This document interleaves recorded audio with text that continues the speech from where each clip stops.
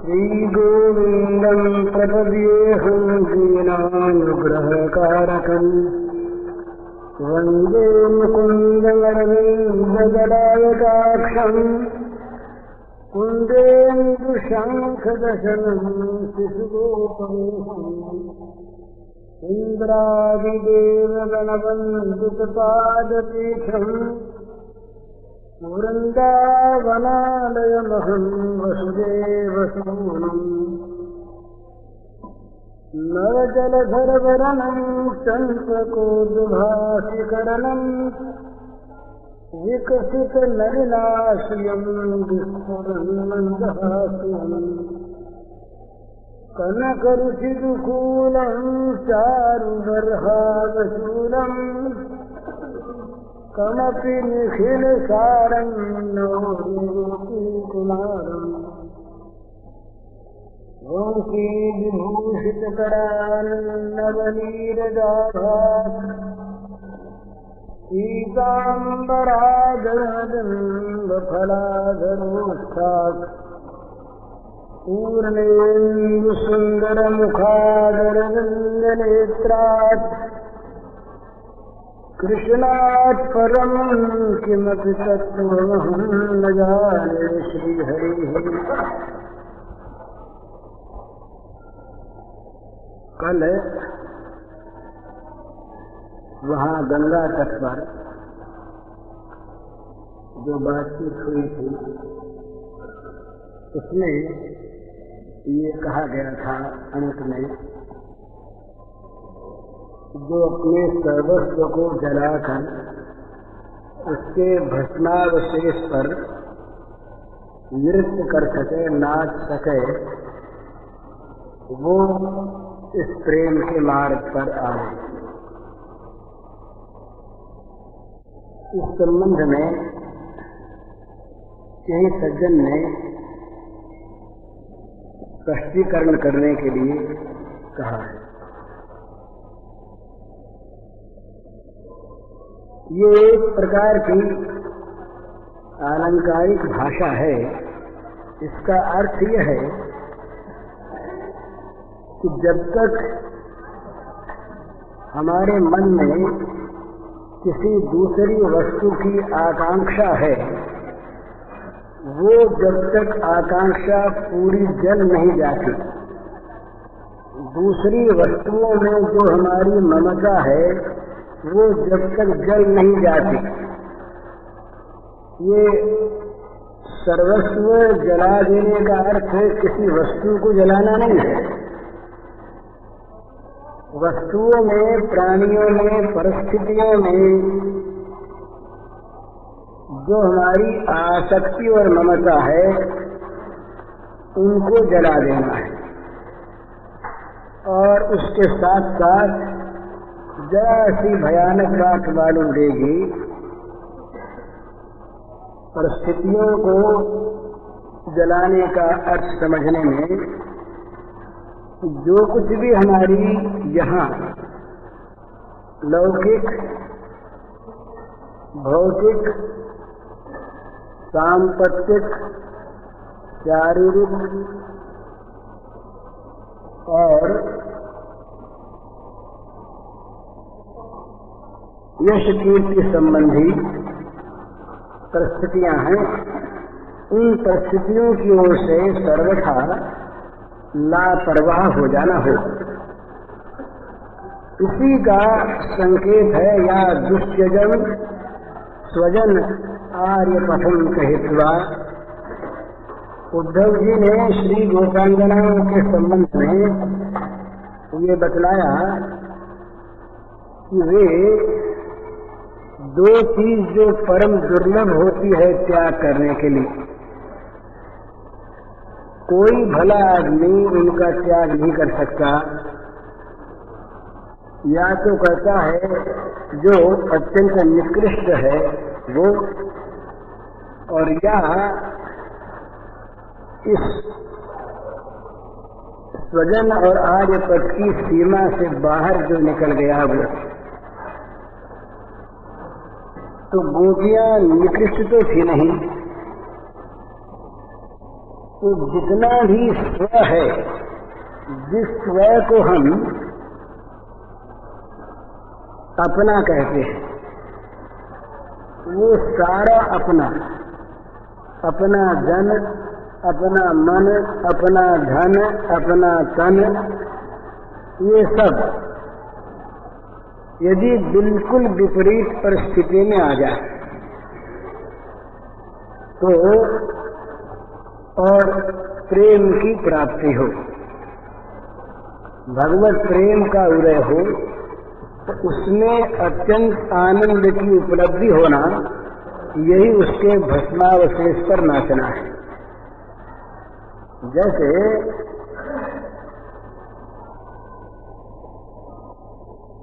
किसी आदमी की लोक में बहुत बड़ी प्रसिद्धि है, बड़ा आदर है, किसी आदमी के पास लोक में बहुत बड़ा अधिकार है, पद है, किसी के पास बहुत बड़ी कीर्ति है, यश है, किसी के पास बहुत बड़ी धन संपत्ति है। ये सब चीजें, जगत में हमारी क्या कीर्ति थी, जगत में हमारा कितना बड़ा ऊंचा अधिकार पद था, हम कितने सुख से, कितने आराम से जीवन बिताते थे, अब ये कुछ नहीं रहा, उसके विपरीत हो गया, ये दुख होता है। ये दुख ही ममता और आसक्ति का सूचक है। दुनिया में बहुतों की चीज जाती, हम नहीं रोते, हमको दुख नहीं होता। जिस वस्तु में, जिस परिस्थिति में, जिस प्राणी में हमारी ममता होती है, हमारी आसक्ति होती है, उसके नष्ट होने पर हमें दुख होता है। तो ये ममता और आसक्ति, ये जहां जहां पर है, वहां वहां पर अपनापन है, मेरा। तो ये मेरा सारा का सारा जहां न रहे, वहां भी अगर भगवत प्रेम मिलता हो, मिल गया हो, उसका उदय हो गया हो, तो ये न मिलना और नष्ट हो जाना अत्यंत और अत्यंत आनंद का साधन बन जाता है। नाच नहीं सकता आदमी अपने को जलाकर उसकी राख पर, वही नाचता है जो उस भस्मावशेष पर नाचने में आनंद का अनुभव करता है। तो ये चहुन सुगति सुमति संपत कछु रिद्धि सिद्धि विपुल बड़ाई। तुलसीदास जी बहुत मर्यादी भक्त हैं, पर वे जब प्रेम पर बोलते हैं तो कहते हैं कि ये 5 चीजें लोगों को बहुत बड़ी प्रिय होती हैं। सुगति, सदगति हो, मोक्ष हो। सुमति, अच्छी बुद्धि, लोग बुद्धिमान कहें, धीमान कहें, स्थिर बुद्धि कहें, अच्छी बुद्धि। संपत्ति, लौकिक संपत्ति, दैवी संपत्ति, ये संपत्ति। रिद्धि सिद्धि, जिस किसी कार्य को हम करें उसमें सफलता प्राप्त हो जाए और वो सफलता सदा बनी रहे, और अनंत काल के लिए, दीर्घ काल के लिए जगत में हमारी यश कीर्ति फैल जाए। यही चीजें अच्छे अच्छे पुरुषों को, सबको मान्य होती है, सबकी वांछनीय होती है, सब इनको चाहते हैं। तो तुलसीदास कहते हैं चाहो ना, मैं नहीं चाहता। तो क्या चाहते हो? ये सब चाहे चली जाएं, ये सब चाहे नष्ट हो जाएं, ये सब चाहे न मिलें, इन सब का अभाव हो जाए, ये सब जो मिली हुई इनके जाने की तैयारी हो जाए, नष्ट हो जाए, परंतु मिले बदले में क्या? हेतु रहित अनुराग राम पद बढ़ो अनुदिन अधिकाई। बड़ा सुंदर विवेचन है ये। हेतु रहित अनुराग, यही प्रेम का एक लक्षण है जिसमें कोई हेतु हो, जिसमें गुण दर्शन हो, किसी में गुण देखकर उसके प्रति जो प्रेम की भावना होती है वो गुण से प्रेम है, विशुद्ध प्रेम नहीं। गुण जनित प्रेम जब तक गुण दिखेगा तब तक है, गुण न दिखने पर नहीं। जय वो कल वो महाप्रभु का एक श्लोक कहा था वहां पर, आश्रिष्य वा पादरकांत नष्टुमाम अदर्शनान मर्महताम करोतु वा यथा तथा वा विदधातु लंपटो मत प्राणनाथस्तु स एव नापरः। गुण दर्शन का अभाव है। चाहे वे हमारे प्रियतम हमको हृदय से लगाकर प्यार करें और चाहे ठुकरा कर हमें गिरा दें, चाहे वे मिलें और चाहे कभी न मिलकर अदर्शनाथ कभी दर्शन न देकर हमारे हृदय को तोड़ दें, हमारे मर्म पर आघात करें और जो कुछ भी करें, उनके मन में जो कुछ आवे जैसे करें, पर हमारे तो वही हैं प्राणनाथ, दूसरा कोई नहीं। तो इस प्रकार से ये हेतु रहित अनुराग राम पद बढ़ो अनुजन अधिकाई, जहां पर हम गुण देखकर प्रेम करते हैं वो गुण न रहने पर नहीं होता, गुण न दिखने पर नहीं होता। गुणों का दिखना ये राग के अधीन है। भला ये बहुत समझने की बात है। जहाँ राग होता है वहाँ दोष भी गुण दिखते हैं, और जहाँ द्वेष होता है वहाँ गुण भी दोष दिखते हैं, आंख बदल जाती है। तो गुण दर्शन चाहे जो बदल सकता है, तो प्रेमास्पद में अपने आप का समर्पण हो जाता है। देश कैसे काम करते हैं, माना बड़ा अच्छा, पर देश का स्वार्थ और हमारा स्वार्थ अगर अलग अलग हो तो देश सेवा नहीं होगी। जहां हमारा स्वार्थ देश के स्वार्थ से अड़ेगा और अगर हमारा स्वार्थ विजयी हो गया तो हम देश को डुबो देंगे। स्वाभाविक बात है। देशात्म बोध ही देश प्रेम है। जब तक हम अपना स्वार्थ को, अपने को उस देश के स्वार्थ से जरा सा भी अलग मानेंगे, भाई देश की सेवा में हमको क्या मिला, यही देश की सेवा का सिद्धांत नष्ट हो गया। हमको क्या मिला ये प्रश्न नहीं हो सकता देश प्रेमी के द्वारा।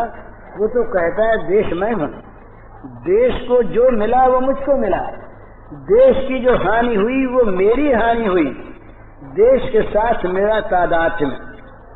इसी प्रकार प्रेमी का प्रेमास्पद के साथ तादात्म्य हो जाता है। वो दे क्या, वो तो अपना काम अपने आप यदि कोई करता है तो वो दान करना मानता है क्या, किसी पर उपकार किया मानता है क्या। अपने खाने के लिए आप खाना बनाता, पेट भरता, वो मानता है क्या कि मैंने बड़ा दान किया, मैंने किसी का उपकार किया, अरे अपना काम आप किया, किसी पर एहसान नहीं, कोई बदला पाने की कोई आकांक्षा नहीं, प्रश्न ही नहीं होता। इसी प्रकार प्रेमास्पद के साथ जब प्रेमी का तादात्म्य हो जाता है प्रेम रस के द्वारा, तो स्वाभाविक उसका अपना बोले ये दर्शन के द्वारा मुझको सुखी करें। यह सोचने की बात है, दर्शन के द्वारा मुझको सुखी करें क्योंकि मैं प्रेम करता हूं। तो दर्शन के द्वारा मुझको सुखी करें, ये मुझको सुखी करें, ये मेरा स्वार्थ जब तक अलग है तब तक वो विशुद्ध प्रेम नहीं है। विशुद्ध प्रेम नहीं है, उसको हम वो भक्ति जरूर है, भक्ति जरूर है, पर वो प्रेम नहीं। प्रेम में ये स्व जो है उस प्रियतम में जाके मिल जाता है। प्रियतम का स्व अपना स्व बन जाता है, इसलिए उस स्व का अर्थ अपना अर्थ बन जाता है, उस स्व की स्थिति अपनी स्थिति बन जाती है। ऐसी अवस्था में स्वाभाविक ही वहां मैं दे रहा हूं ये प्रश्न आता ही नहीं। मैं का सब कुछ जल गया, मैं का सब कुछ जल गया, और वो जो अलग मैं था किसी के द्वारा सुख दुख प्राप्त करने वाला, वो मैं जल गया। यही सर्वस्व का जल जाना है। और इस सर्वस्व के जल जाने पर उस प्रेम की स्थिति में जो एक आत्यंतिक आनंद की अनुभूति होती है स्वाभाविक, वही भस्मावशेष पर नाचना है। तो इसमें तैयारी क्या करनी है, ये चल पड़ा विषय, पर ये बहुत कहने की चीज नहीं, इसलिए कि कुछ कठिन ज्यादा है ये, क्योंकि इसमें त्याग की पराकाष्ठा होती है। भगवत प्रेम सर्वथा और सर्वदा सर्वस्व त्याग मूलक है। सर्व त्याग करे करे कृष्ण भजन है। चैतन्य ने कहा कि समस्त सबका त्याग करके, लोक धर्म वेद धर्म देह धर्म, इन सबका परित्याग करके जो श्री कृष्ण का भजन करे, सेवन करे, वो इस प्रेम का अधिकारी है। तो इसलिए, पर ये अच्छा इसलिए है कि इसके द्वारा हम कुछ भी त्याग सीखें, कुछ भी त्याग सीखें तो प्रेम की पाठशाला में हमारा प्रवेश हो जाएगा, हम कुछ प्रेम प्राप्त करना सीख लेंगे। ये भोग की प्राप्ति में प्रेम का अंतर्भाव जो मनुष्य करता है ना, ये सर्वथा विभ्रम में है, बड़ी भ्रांति है, बड़ी भूल है। भोग रहे चाहे, भोगों के रहने न रहने में आपत्ति नहीं, पर वो भोग अपने लिए अगर रहते हैं, उन भोगों की अपनी सुख की कल्पना कहीं रहती है, तो वो प्रेम में कलंक है, प्रेम नहीं है। भोग यदि प्रेमास्पद के सुख की सामग्री होकर रहे तो भले ही रहे, अपने से उसका वो फिर उनका विनियोग, उनका प्रयोग सर्वथा और सर्वदा एकमात्र प्रियतम सुख में होता है, अपने सारे जीवन तक का। निजांगमपि आगोप्यो ममेति समुपासते ताभ्याम बिना न मे पार्थः निगूढ़ प्रेम भाजनम। अर्जुन, मेरे निगूढ़ प्रेम की भाजन केवल श्री गोपांगनाएं हैं। क्यों? कि उनका जीवन, उनका श्वास प्रश्वास, उनका सारा का सारा जीवन का अंग प्रत्यंग कुल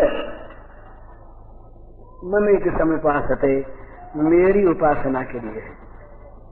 अनन्या चिंतयन्तो माम ये जनाः पर्युपासते पर्युपासते। अनन्या, ये दूसरे के अस्तित्व की जिसके मन में कल्पना नहीं, इस प्रकार का जो अनन्य है, वो नित्याभियुक्त होकर अपने प्रत्येक कार्य में, अपनी प्रत्येक स्फुरना में, कार्य में नहीं, मन में उठने वाली प्रत्येक स्फुरना में जिसका लक्ष्य रहता है पर्युपासना, प्रियतम भगवान की सेवा, प्रियतम भगवान को सुख पहुंचाने का ही एकमात्र स्वभाव। ये जहां पर है वहां पर प्रेम खिलता है, वहां पर प्रेम का विकास होता है। जहां अनन्यता नहीं है, दूसरों के लिए, दूसरे पदार्थों के लिए, दूसरे स्व के लिए, दूसरी वस्तुओं के लिए, दूसरी परिस्थितियों के लिए, दूसरे प्राणियों के लिए हमारा जीवन, हमारे जीवन की ममता, हमारे जीवन की आसक्ति और हमारे जीवन की आवश्यकता, वहां तो क्या है कि भगवत प्रेम ही आवश्यकता है और प्रेम ही उसकी पूर्ति है। भगवत प्रेम ही साधन है और भगवत प्रेम ही सिद्धि है। साधन सिद्धि राम पद नेहू। भगवत चरणारविंद का प्रेम ही साधन और भगवत चरणारविंद का प्रेम ही साध्य, सिद्धि, सफलता। साधन और सिद्धि ये दोनों प्रेम होते हैं। तो इस प्रेम में जहाँ किसी प्रकार से भी स्व सुख आ जाता है, अपना स्वार्थ अलग, ये तो बहुत नीची श्रेणी में जहाँ मनुष्य परोपकारार्थ त्याग करता है, वहाँ पर भी अगर दूसरे को पर मानकर उपकार करता है तो वहाँ पर भी प्रेम नहीं है।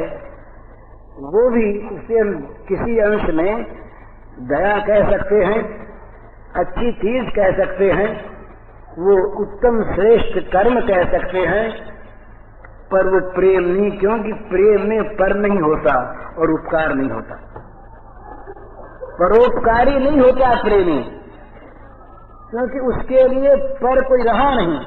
और एक जो परमात्मा था पर माने परम, वो उसके साथ उसका तादात्म्य हो गया। तो उपकार किसका करे? उसके पास है क्या जिससे उपकार करे? वो किसको दे, क्या दे और कैसे दे? उसके पास न अपना कुछ है, न उसमें कोई देने की प्रेरणा है और न वो देता है। वो तो स्वाभाविक प्रियतम के सुख का साधन बना हुआ है, सहज स्वाभाविक। तो ये प्रियतम के सुख की सहज स्वाभाविक साधना, ये प्रेम साधना, और प्रियतम के का सुख ही जीवन का स्वरूप, ये प्रेम की साध्यावस्था। तो इसलिए इस प्रेम में त्याग ही त्याग है, पर इसमें रस है। रस क्या है? यद्यपि उसमें वैराग्य है, भोग वैराग्य है, पर वो वैराग्य त्याग मूलक नहीं है। त्याग तो उसमें अपने आप हो गया है। ये राग मूलक वैराग्य है। भगवान, ये विचित्र शब्द मालूम होगा आपको, राग मूलक वैराग्य माने राग का न रहना राग के लिए। विचित्र बात है ना, राग मूलक वैराग्य। बहुत सुंदर संकेत है भागवत के महात्म्य में। वैराग्य राग रसिको भव भक्त निष्ठा, ये भागवत के महात्म्य में बड़ा सुंदर संकेत है। वैराग्य रूपी राग के रसिक बनो। वैराग्य में एक राग है, एक रस है, उस रस के रसिक बनो। वहां रसिकता बड़ा, वैराग्य में रसिकता का तो बड़ा विरोध नहीं समझ में आता ना। जहां पर वहां कहते हैं कि भाई वैराग्य के साथ रसिकता का क्या संबंध? और ये साफ शब्द है, वैराग्य राग रसिको भव, आज्ञा देते हैं वैराग्य राग के रसिक हो जाओ। तो ये कहाँ होता है? जहाँ भगवत प्रीति मूलक वैराग्य होता है, राग मूलक वैराग्य होता है। भगवान का राग जहाँ सारे रागों को खा जाता है। भगवान की प्रीति, भगवान की आसक्ति जहाँ सारी प्रीतियों को, सारी आसक्तियों को आत्मसात कर लेती हैं, अपने अंदर मिला लेती हैं, उनका अस्तित्व नष्ट कर देती हैं, वहाँ एक विशेष रस की प्राप्ति होती है। वो रस राग में है ही। यहाँ वैराग्य तो हो गया स्वाभाविक। जगत के पदार्थों का जो त्याग हुआ, पदार्थों की ममता आसक्ति का त्याग हुआ, ये उनमें दोष दुख देखकर नहीं, वो तरीका दूसरा। असत्य विष्णु में पुत्रदाय गृहादिषु जन्म जरा व्याधि दुख दोषान ग्रसन, वो भी एक तरीका है जिसमें भोगों से विराग होता है। पर यहाँ भोगों में विराग इस दुख मूलकता को लेकर, दुख दोष देखकर, भोगों के अस्तित्व का, सत्ता का लोप करके नहीं हुआ, पर वो भगवत चरणारविंद का जो राग है, उसमें जो प्रेम है, उस प्रेम के सामने इन सब का परित्याग अपने आप हो गया। ये सब रहे नहीं, सूरज उदय होने पर अंधकार में दीपक के प्रकाश की कोई भी आवश्यकता नहीं, जो थी वो कुछ रहती ही नहीं। रात को जो दीपक बहुत बड़ा काम करता है, प्रकाश देता है, सूर्योदय होने पर वो चाहे दिन भर जलता रहे, कहीं प्रकाश भी है ये भी ध्यान में नहीं आता। कई बार दिन में बत्ती रह जाती जलती हुई, देखने पर मालूम होता कि भाई बत्ती रह गई, बल्ब जल रहा है, जरा बुझा दो, उसको नीचा कर दो। लेकिन यदि न दिखे तो बत्ती जल रही, कोई बात नहीं। इसी प्रकार भोगों में वैराग्य यहाँ पर दुख दोष देखकर अथवा उसकी सत्ता का विरोध करके विचार विवेक के द्वारा नहीं करना पड़ता। ये एक विचित्र मार्ग है जहाँ पर भगवान का राग, भगवान में प्रीति, भगवान में आसक्ति, ये आसक्ति सारे पदार्थों की सत्ता को नष्ट कर देती है। उनकी आसक्ति की बात तो अलग रही, किसी तरफ मन जाता ही नहीं, किसी तरफ मन जाता ही नहीं। किसी चीज में उनकी महत्ता बुद्धि तो अलग रही, सत्ता बुद्धि नहीं। सबसे सबको विस्मृत करके, सबका लोप करके, सबको जलाकर वो उस प्रेम राज्य का आनंद प्राप्त करता है। तो वहाँ एक रस है। इसलिए इस मार्ग में एक जहाँ बहुत कठिन है, वहाँ बहुत ये सुंदर भी है। भगवान के सौंदर्य माधुर्य दिव्य, भगवान के दिव्य सौंदर्य माधुर्य का निरंतर चिंतन करके उसके प्रति राग करना। तो वो जो राग है वो रसीला राग है, और वो राग परिपक्व होने पर ये भोग राग को खा जाएगा। तो भगवान के दिव्य सौंदर्य माधुर्य में, उनकी दिव्य लीलाओं में ये कहा कि भाई ये भगवान ने लीला क्यों की, अवतार क्यों लिया। तो कहते हैं कि ये परमहंस अमलात्मा मुनियों के मनों में भक्ति प्रेम का उदय करने के लिए, परमहंस अमलात्मा मुनियों के, जिनके मलों का नाश हो गया, इस प्रकार के अमलात्मा जो महामुनि हैं परमहंस, उन मुनियों के मनों में भगवत प्रेम का उदय करने के लिए भगवान की ये दिव्य मधुर सुंदर लीलाएं हुई। तो इन लीलाओं का, इन लीला स्वरूप के सौंदर्य माधुर्य का जो राग है, ये इसकी प्रथम साधना है। इसी को इस उज्ज्वल रस की भाषा में और कवियों की भाषा में कभी उसको नीचे दर्जे में ले गए, पूर्व राग कहते हैं। पूर्व राग कहते हैं। ये भगवान के सौंदर्य माधुर्य पर, भगवान की ये लीला रमणीयता पर, भगवान के लीला लालित्य पर चित्त का आसक्त हो जाना, चित्त का राग संयुक्त हो जाना, ये इसका साधन है। इस साधन से विराग करना नहीं पड़ता भोगों से, भोगों की सत्ता मिटने लगती है। क्योंकि वो इस प्रकार का वो तो पहले ये कल्पना होती है भला, परंतु एक बड़ा सुंदर सत्य है कि भगवान की कल्पना और जगत की कल्पना, इन दोनों में तात्विक भेद है। हम कहते हैं कि यहाँ भगवान है, तो ये हमारी कल्पना है, पर कल्पना चाहे हो भगवान यहाँ है ही। तो ये कल्पना सत्य में सत्य के दर्शन का साधन है। पर यहाँ पे कि यहाँ घोड़ा है, यहाँ हाथी है, या हमारा अमुक प्रेमी है, तो हम चाहे कहते रहें, हम चाहे उसको ध्यान से भली देखते रहें, हमारी ध्येयाकार वृत्ति चाहे उसे यहाँ पर मान ले, देख ले, पर वो है नहीं। पर भगवान हमारी वृत्ति न भी देखे तो भी यहाँ पर है। और यदि है तो भगवान में एक चीज और है, भगवान जो है ये केवल है नहीं, ये सर्वभवन समर्थ है। भगवान जो है ये सर्वभवन समर्थ हैं। सर्वभवन समर्थ का अर्थ यह है कि वो सब कुछ बनने में शक्तिमान है, सब कुछ बन सकते हैं भगवान। आज हम उन्हें जिस रूप में, अपने मन के रूप में उनको देखना चाहते हैं। हमने कल्पना की भगवान मुरली मनोहर है, भगवान ये धनुषधारी हैं, भगवान शंख चक्र गदा पद्म वाले हैं, भगवान डमरू त्रिशूल लिए हुए हैं, भगवान सिंह वाहिनी होकर के खड़े हैं, सब ठीक।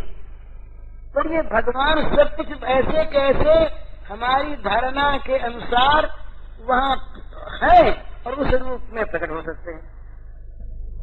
इसलिए भगवान के अपने मन के कल्पित सौंदर्य माधुर्य पर जिनका चित्त आसक्त होता है उनके लिए उसी रूप में सर्वभवन समर्थ सर्वत्र व्याप्त भगवान प्रकट हो जाते हैं। इसलिए मैं तो कहा करता हूँ, लोग कहते हैं कि भाई ये मत कहा करो, लोग उसमें अनुचित लाभ उठाएंगे। पर मैं समझता हूँ कि अगर किसी को स्वप्न में भगवान के दर्शन होते हैं तो दूसरा क्यों माने? भगवान तो वहाँ है ही ना। अगर किसी को भगवान के ध्यान में दर्शन होते हैं तो मिथ्या क्यों माने? अगर हम घोड़े का ध्यान करते, आदमी का ध्यान करते, मकान का ध्यान करते तो मिथ्या था। ये भगवान तो वहाँ है ना। तो हमारे ध्यान में अगर वो आ गए तो आप वो तो है ही, वो तो आ गए, वो सत्य आ गए। हम उसको मिथ्या मान करके, कल्पना मान करके उड़ा क्यों दें? हम सत्य माने तो क्या होगा? हमारा वो सत्य, सत्य का प्रकाश करे। तो सत्य वहाँ है, सत्य वहाँ है। सत्य का वहाँ पर प्राकट्य कल्पना से नहीं करना है, सत्य का विश्वास करके सत्य को प्रकट कर देना है। ये बहुत सुंदर कहा करते हैं ये अद्वैतोपासक, बड़ी सुंदर बात कि ब्रह्म की प्राप्ति करनी नहीं पड़ती। नित्य प्राप्त तत्व में जो अप्राप्ति का भ्रम हो रहा है उसे मिटा देना मात्र है, वो तो है ही प्राप्त। नित्य प्राप्त है, कभी उसका वियोग वियुक्त हुआ नहीं। तो नित्य प्राप्त भगवान में, नित्य प्राप्त ब्रह्म में जो अप्राप्ति का भ्रम है उसको छोड़ दो। सुखदेव जी महाराज गए जनक के पास, व्यास जी ने बात तो वही कही थी, तो जरा श्रद्धा कम थी। तो व्यास जी ने कहा कि भाई दूसरे के द्वारा उनका ठीक काम हो तो अच्छा है। तो जनक के पास गए, जनक के पास गए तो वो महल के दरवाजे पर पहुंचे तो वहाँ व्यवस्था पहले से हो गई। व्यास जी ने सब रखना उखना करा दी और खबर गई राजा के पास कि सुखदेव जी पधारे। तो कहा वहीं खड़े रहने दो। कोई कहते सुंदरी, कोई कहते 7 दिन, डूंगरियों के 7 दिन क्या 15 दिन हो। सुखदेव जी ज्यों के त्यों खड़े रहे, न उनमें विकार आया, न क्रोध आया, न क्षोभ आया, न चित्त उबा, ज्यों के त्यों निस्तब्ध खड़े हैं।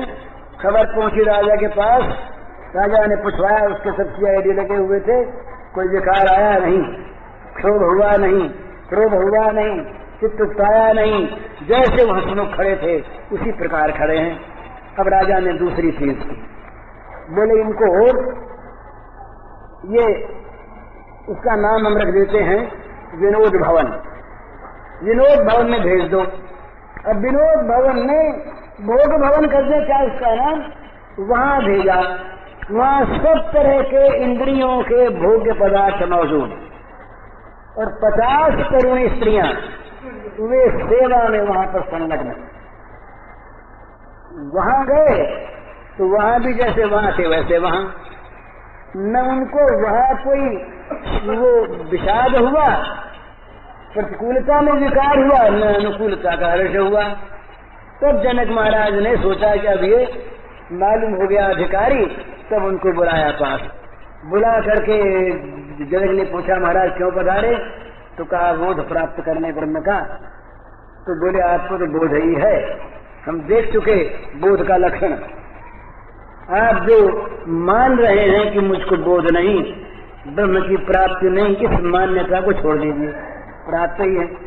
तो जैसे नित्य प्राप्त आत्म स्वरूप में अप्राप्ति का भ्रम अज्ञानावस्था को सिद्ध करता है, इसी प्रकार भगवान यहाँ पर है भगवान यहाँ पर। वो भगवान हमारे अविश्वास के कारण से प्रकट नहीं होते। क्या भैया हैं? इसमें लिखा है, इसमें लिखा है 7:45 तक करेंगे तो क्या बात है? 7:45 तक करना है क्या? अरे आ देखो बस समाप्त। हरिओम दर्शक।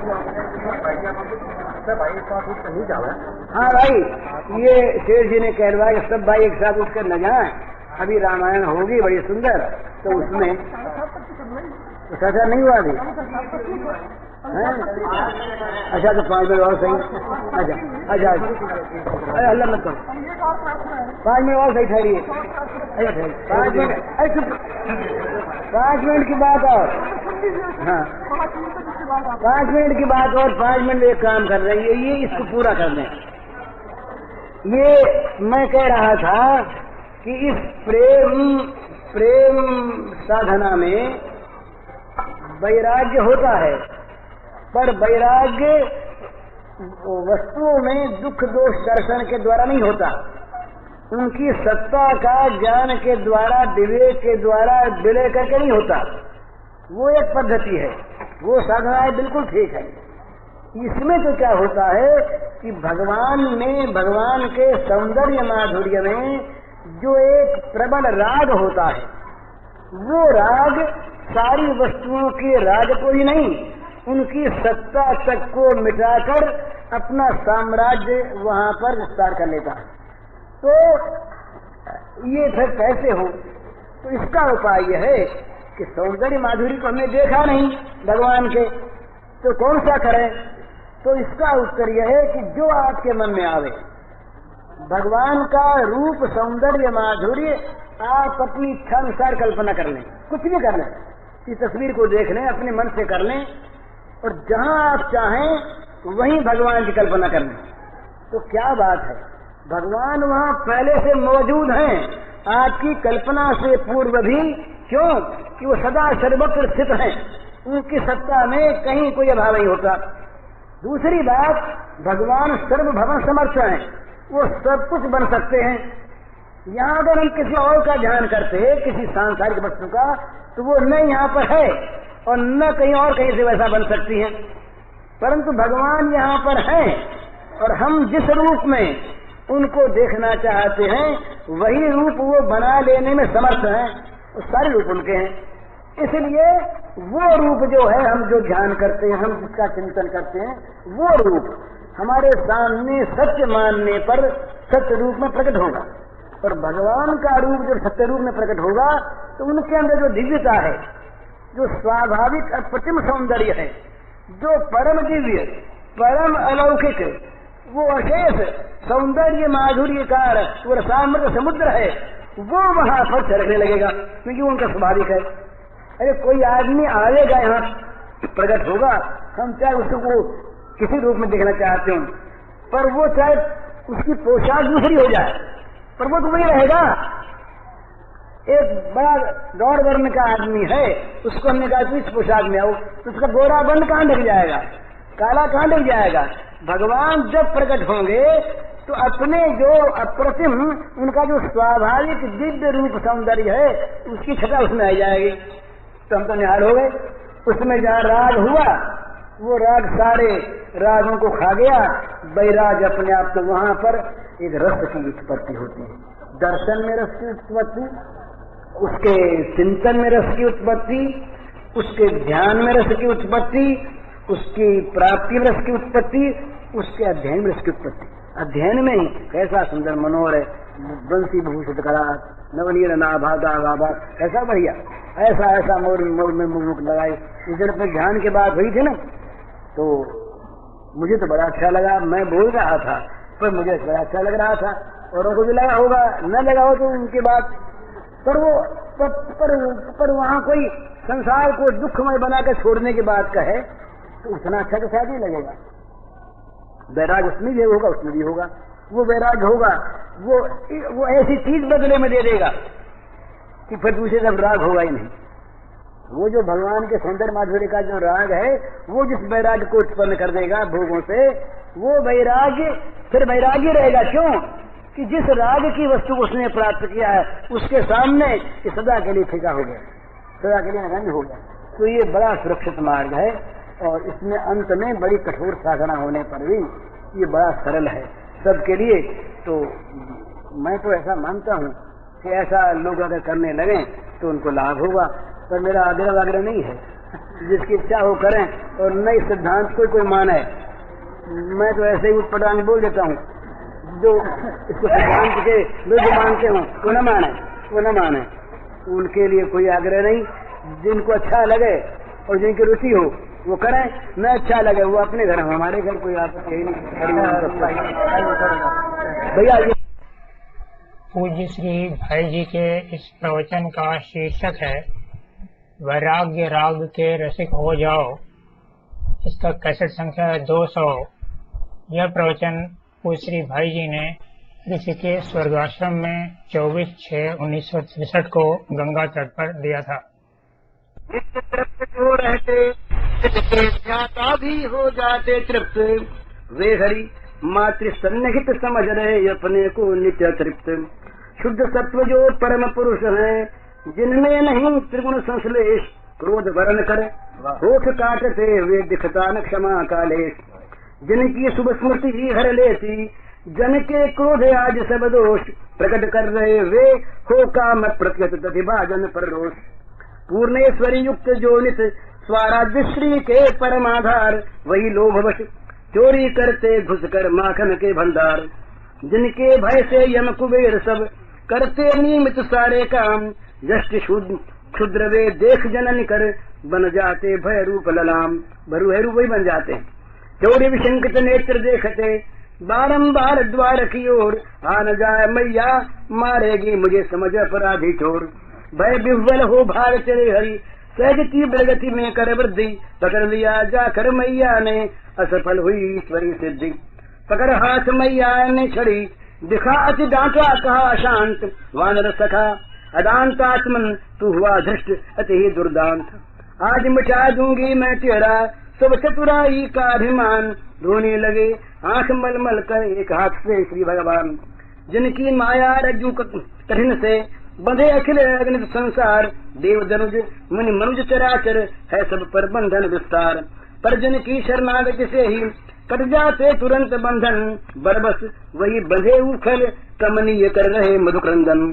शुद्ध सच्चिदानंद सनातन नित्य युक्त जो परम स्वतंत्र, कर बंधन स्वीकार उदर में हुए यशोदा के परतंत्र।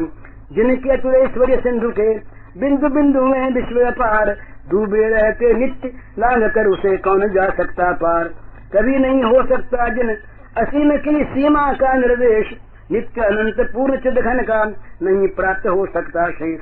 काम क्रोध लोभ भय क्रंदन बंधन को वे कर स्वीकार, दिव्य बना देते इनको कर निज स्वरूप में अंगीकार। नहीं कल्पना नहीं भावना माया नातिन दम्भ अनित्यम, है यह रसमय का शुचि पावन प्रेम रस सुधा स्वादन सत्यम। शुद्ध प्रेम परवश हरि में नित रहते साथ विरोधी धर्म, इसीलिए होते उनके सब विस्मय भरे विलक्षण कर्म। ज्ञानी मुक्त सिद्ध योगी कोई भी था नहीं पाते, श्याम रूप संदेह मोदधि में वे सहज डूब जाते। मधुर दिव्य से भगवत रस का वही परम रस ले पाते, केवल प्रेम पूर्ण सर्वार्पण कर जो उनके हो जाते। इसीलिए सर्वार्पित जीवन महाभाग वे गोपी ग्वाल, दिव्य सुधा स्वादन करते रहते हैं दुर्लभ सब काल। नहीं छोड़ कर जाते ब्रज को कभी रसिक बर वे नंदलाल, निज सबको सुख देते हुए करते रहते नित्य निहाल। उन प्रेमी जन के पवित्र पदरज कण को है अमित प्रणाम, जिनके प्रेमाधीन हुए हरि करते लीला मधुर ललाम। जय सीताराम सीताराम सीताराम जय